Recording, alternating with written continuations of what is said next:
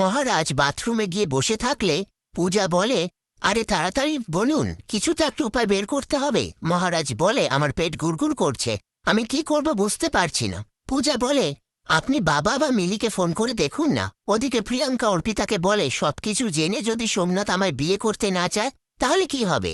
অর্পিতা বলে, তুই divorce file করে দিবি, তারপরে সারাটা জীবন কাজ না করে ওই টাকায় বসে বসে খাবি। প্রিয়াঙ্কা বলে, আমি সত্যি সত্যি সোমনাথের সাথে সংসারটা করতে চাই।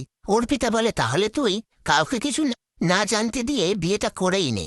কথা শুনে প্রিয়াঙ্কা সিদ্ধান্ত নিয়ে নেয় যে সে সোমনাথকে বিয়ে করবে, আর তার অতীতের ব্যাপারে কোনোদিনও কাউকে কিছু জানতে দেবে না। অন্যদিকে প্রিয়াঙ্কা বিয়ে বাড়িতে না এসে পৌঁছলে শিব, মিলি আর মহারাজের বন্ধুরা সবাই মিলে সোমনাথকে বলে, তোকে আবার প্রিয়াঙ্কা বিয়ে না করতে এলে বাবা আবার রিয়া বা মাধুরীদের সাথে তোর বিয়ে দিয়ে দেবে না তো? এই নিয়ে তারা সোমনাথের সাথে মজা করে, আর সোমনাথ রেগে যায়।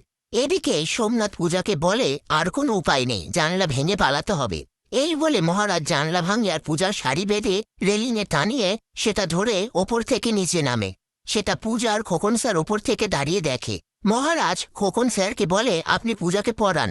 পূজা মহারাজকে বলে, আপনি আজকে সত্যি সত্যি মিস্টার কুল হয়ে গেছেন, সাবধানে যাবেন, তাড়াহুড়ো করবেন না, সাবধানে চালাবেন। মহারাজ বলে, করব না। এই বলে সেখান থেকে বাইক নিয়ে বেরিয়ে যায়। তারপর খোকন স্যার বলে, আমি যে এবার কোন দিক থেকে বের হই? আর পূজা আপন মনে বলে, হেমা সিদ্ধেশ্বরী, তুমি আজকে মিস্টার মাথা গরমকে রক্ষা করো, ওনার মাথাটা ঠান্ডা রেখো।